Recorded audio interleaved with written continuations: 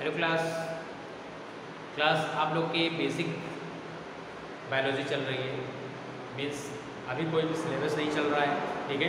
कुछ ऐसे पॉइंट्स हैं जो हम आपको बता रहे हैं, जो कि आपको आगे बहुत ही आसान होगा आगे पढ़ने में, ठीक है। हमने आपको पहले भी कई सारी चीज़ें बता चुके हैं। अब हम आज जो है आज आपको बताते हैं। जैसे हमने सेल के बारे में आपको बताया था, सेल क्या होती है, structural and functional unit of life is called cell, है ना। इसके टू पार्ट्स बताए थे, एक प्रोकैरियोटिक होती है और एक यूकैरियोटिक होती है ना। जिसमें प्रोकैरियोटिक की बात करें तो जितने भी नीले सवाल या जो जीवाणु या बैक्टीरिया जो होते हैं वो सारे इसमें आते हैं प्रोकैरियोटिक में, एंड यूकैरियोटिक में जितने भी प्लांट एंड एनिमल हैं ये सारे यूकैरियोटिक में प्रेजेंट हैं, ठीक है।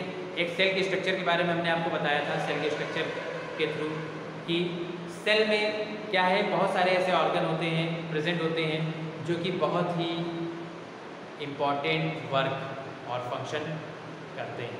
अगर कोई भी एक ऑर्गन ख़त्म हो जाए या ना रहे तो शायद वो प्लांट या जो भी बॉडी है वो सही से काम नहीं करेगी। जैसे हम ह्यूमन बीइंग्स की बात करें, अगर हमारी बॉडी का कोई भी एक पार्ट अगर हट जाए, ठीक है, चला जाए, हाथ हो, आँख हो, पैर हो, मुँह हो, कोई भी चीज़, ठीक, तो शायद हम जैसे पहले अपनी लाइफ को सरवाइव कर रहे थे वो हम आगे शायद उस तरीके से ना कर पाए, ठीक है। इसीलिए सब क्या होता है, बहुत ही नेसेसरी होता है, ठीक है। हमने स्ट्रक्चर इसमें बताई थी, ठीक, सेल के बारे में कि सेल के अंदर कौन कौन सी चीज़ें प्रेजेंट होती हैं। सेल के अगर हम बात करें तो सेल में बहुत सारे पार्ट्स प्रेजेंट होते हैं, ठीक है। हमने आपको स्ट्रक्चर के माध्यम से बताया था, ठीक है। इसमें क्या होता है, न्यूक्लियस प्रेजेंट होता है। न्यूक्लियस सबसे महत्वपूर्ण पार्ट होता है, ठीक है। ये क्या करता है, कंट्रोल एंड कोऑर्डिनेशन का काम ये न्यूक्लियस करता है, जिसे हम केंद्रक करते हैं, ठीक। इसमें एंडोप्लाज्मिक रेटिकुलम प्रेजेंट होती है, एंडोप्लाज्मिक रेटिकुलम, ठीक, जिसे हम कहते हैं अंतःप्रस्रवी जाली,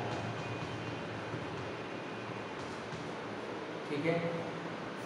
इसमें प्रेजेंट होता है माइटोकॉन्ड्रिया,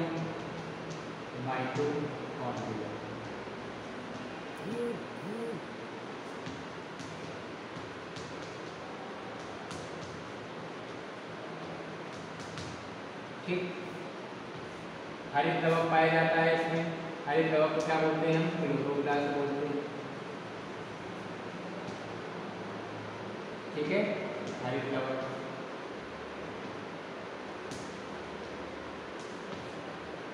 ठीक। और भी बहुत सारे पार्ट्स प्रेजेंट होते हैं, ठीक है। बहुत सारे ऐसे पार्ट्स होते हैं जैसे लाइसोसोम्स होते हैं, लाइसोसोम्स होते हैं, राइबोसोम्स, गोल्गी कॉम्प्लेक्स प्रेजेंट होती है, ठीक है, गोल्गी कॉम्प्लेक्स प्रेजेंट होती है, लाइसोसोम्स प्रेजेंट होते हैं और वैक्यूल प्रेजेंट होती है। सेल के अंदर साइटोप्लाज्म प्रेजेंट होता है, न्यूक्लियस के अंदर बहुत सारे पार्ट्स पाए जाते हैं, ठीक है। तो इस तरीके से बहुत सारी चीज़ें प्रेजेंट होती हैं। हम आपको जो बताएं, आज हम जो आपको बताने जा रहे हैं वो हम न्यूक्लियस के बारे में बता रहे हैं, ठीक है। न्यूक्लियस क्या है, अगर न्यूक्लियस की हम एक स्ट्रक्चर बनाएं तो कुछ स्फेरिकल या सर्कुलर शेप होता है, एक गोल आकार की संरचना होती है सेल के अंदर, जिसे हम क्या बोलते हैं, न्यूक्लियस बोलते हैं, ठीक है। इसी न्यूक्लियस के चारों ओर मेम्ब्रेन पाई जाती है, ठीक है। ये मेम्ब्रेन दोहरी झिल्ली की होती है, ठीक है, डबल लेयर मेम्ब्रेन, ठीक है। और इससे अगर हम बाहर की बात करें तो इसी से लगा हुआ हमारा जो होता है वो एंडोप्लाज्मिक रेटिकुलम पाया जाता है, जो कि हम आपको पहले भी बता चुके हैं, ठीक है। इसमें एक छोटी सी इस तरीके की स्ट्रक्चर पाई जाती है गोल आकार की, जिसे हम क्या कहते हैं, जिसे हम न्यूक्लियोलस कहते हैं, ठीक है। केंद्रक की हम बात कर रहे हैं, केंद्रक के मुख्य 4 पार्ट बाहर पाए जाते हैं, ठीक, ठीक। जो न्यूक्लियस है, न्यूक्लियस के मेन 4 पार्ट्स प्रेजेंट होते हैं, पाए जाते हैं, ठीक है। पहला जो पार्ट होता है उसे हम कहते हैं न्यूक्लियर मेम्ब्रेन।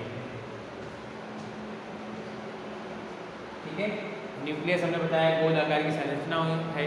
इसकी अगर खोज की हम बात करें तो इसकी खोज एक साइंटिस्ट थे जिनका नाम था रॉबर्ट ब्राउन। ठीक है, रॉबर्ट ब्राउन एक साइंटिस्ट थे जिन्होंने 1835 में इस न्यूक्लियस को खोजा था या न्यूक्लियस के बारे में बताया था। ठीक है, जिसे हम क्या बोलते हैं, न्यूक्लियस कहते हैं। ठीक, न्यूक्लियस क्या है, न्यूक्लियस एक गोल आकार की संरचना होती है और चारों ओर से यह क्या होता है, डबल मेम्ब्रेन से घिरा होता है, जिसके मुख्य 4 भाग होते हैं, मेन 4 पार्ट होते हैं। पहला हमारा न्यूक्लियर मेम्ब्रेन, दूसरा हमारा जो होता है वो न्यूक्लियोलस होता है, न्यूक्लियोलस। थर्ड पर हमारा जो होता है वो होता है क्रोमेटिन थ्रेड्स या कहते हैं न्यूक्लियोप्लाज्म, न्यूक्लियोप्लाज्म। फोर्थ में हमारा होता है क्रोमेटिन थ्रेड्स। ठीक है, न्यूक्लियस में ये मुख्य 4 भाग पाए जाते हैं। ठीक, न्यूक्लियर मेम्ब्रेन जिसे हम क्या बोलते हैं, केंद्रक झिल्ली कहते हैं, न्यूक्लियोलस जिसे हम केंद्रिका कहते हैं, न्यूक्लियोप्लाज्म जिसे हम केंद्रक द्रव्य कहते हैं, और चौथा हमारा क्रोमेटिन थ्रेड्स जिसे हम क्या बोलते हैं, क्रोमेटिन धागे बोलते हैं। ठीक है, यही आगे चलकर क्या करते हैं, गुणसूत्र का निर्माण करते हैं या क्रोमेटिन को फॉर्म करते हैं। ठीक है, स्ट्रक्चर के माध्यम से हमने बताया कि ये हमारा जो सबसे बाहरी है ये क्या होती है, इसको हम न्यूक्लियर मेम्ब्रेन कहते हैं। ठीक, न्यूक्लियर मेम्ब्रेन क्या करती है, कोई भी अगर परेशानी, कोई भी प्रॉब्लम होती है तो इससे रक्षा करने का काम करती है ना। ये चारों ओर से दोहरी झिल्ली से घिरी होती है, या हम इसको कह सकते हैं इनर न्यूक्लियर मेम्ब्रेन और आउटर न्यूक्लियर मेम्ब्रेन। ठीक है, इसके बाद हमारा ये जो पार्ट है इसको हम कहते हैं न्यूक्लियोलस, न्यूक्लियोलस जिसे हम क्या बोलते हैं, केंद्रिका कहते हैं। ठीक है, इस तरीके से ये केंद्रिका प्रेजेंट होती है। ठीक, इसमें बहुत सारे इस तरीके से प्लाज्म पाया जाता है। ठीक है, द्रव या लिक्विड पार्ट पाया जाता है। ठीक है, ये लिक्विड पार्ट जो हमारा होता है ये हमारा क्या होता है, जिसे हम क्या बोलते हैं, न्यूक्लियोप्लाज्म कहते हैं। ठीक है, क्या बोलते हैं, न्यूक्लियोप्लाज्म। ठीक, इसके बाद ये हमारा जो है क्या है, न्यूक्लियोप्लाज्म, न्यूक्लियोप्लाज्म। इसके बाद जो इसमें इस तरीके से लाइक स्ट्रक्चर प्रेजेंट होती है। ठीक है, इस तरीके से स्ट्रक्चर प्रेजेंट होती है, ये जो हमारी होती है इन्हीं को हम क्या कहते हैं, क्रोमेटिन थ्रेड्स बोलते हैं। ठीक है, ये क्रोमेटिन थ्रेड्स क्या होते हैं, कहीं पर कुछ मोटे मोटे दिखाई देते हैं और कहीं पर कुछ पतले पतले दिखाई देते हैं। ठीक है, क्रोमेटिन थ्रेड्स होते हैं हमारे वो कहीं मोटे और कहीं पतले दिखाई देते हैं। ठीक है, तो ये हमारा क्या कहलाता है, क्रोमेटिन थ्रेड्स। यही जो थ्रेड्स होते हैं ये आगे चलकर क्या करते हैं, क्रोमेटिन का निर्माण करते हैं, मीन्स गुणसूत्र का निर्माण करते हैं। ठीक है, अब गुणसूत्र की बात करें तो गुणसूत्र क्या होता है, बहुत ही आवश्यक पदार्थ होता है, पार्ट होता है, जिसकी खोज वाल्डेयर ने करी थी।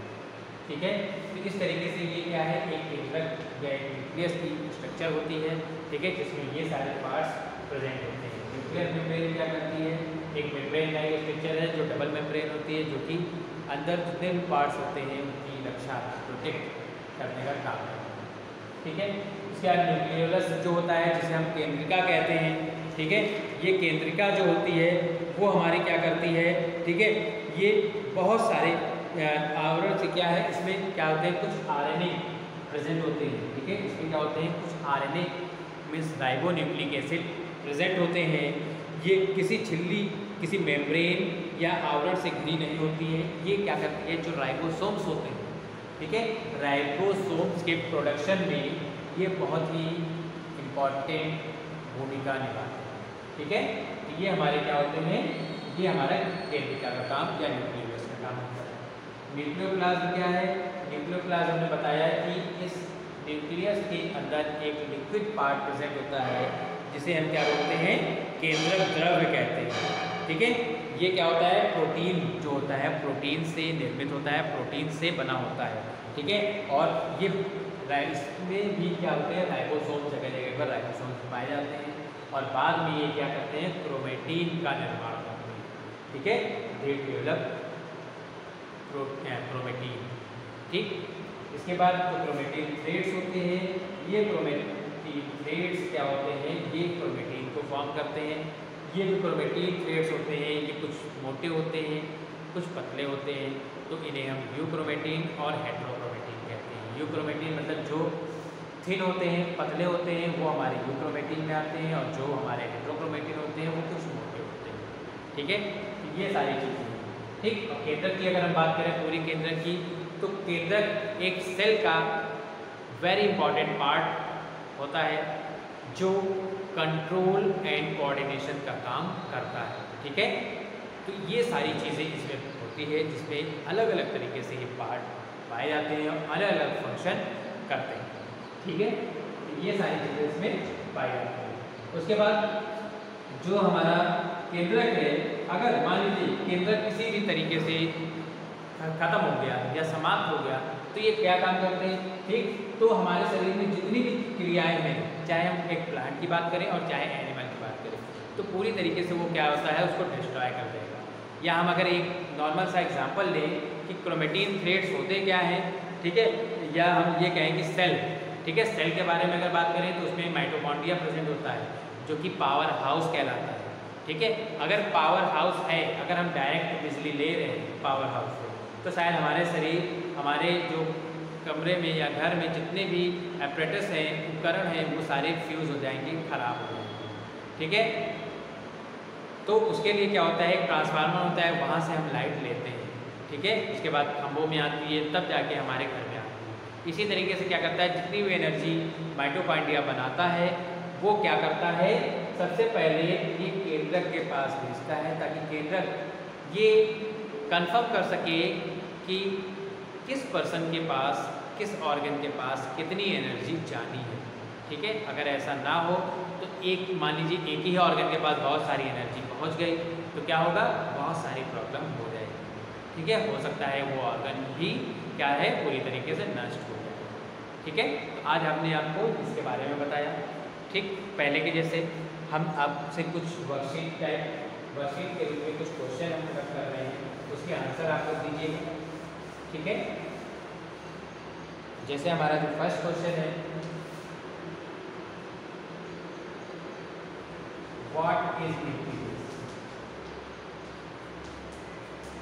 केंद्रक क्या है। ठीक है,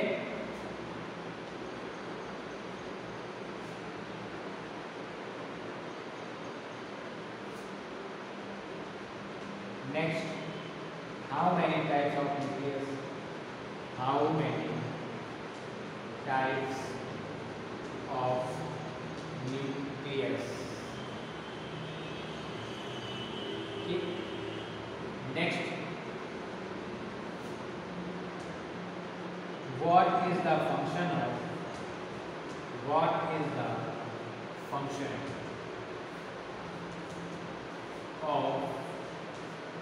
न्यूक्लियोलस,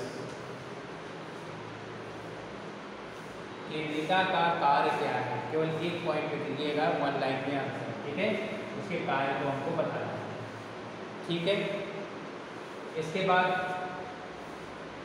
एक क्वेश्चन और जो कि आप पहले भी शायद जानते होंगे, व्हाट इज यूकैरियोटिक सेल।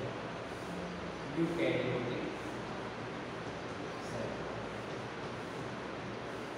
ठीक है, नेक्स्ट पॉइंट की अगर हम बात करें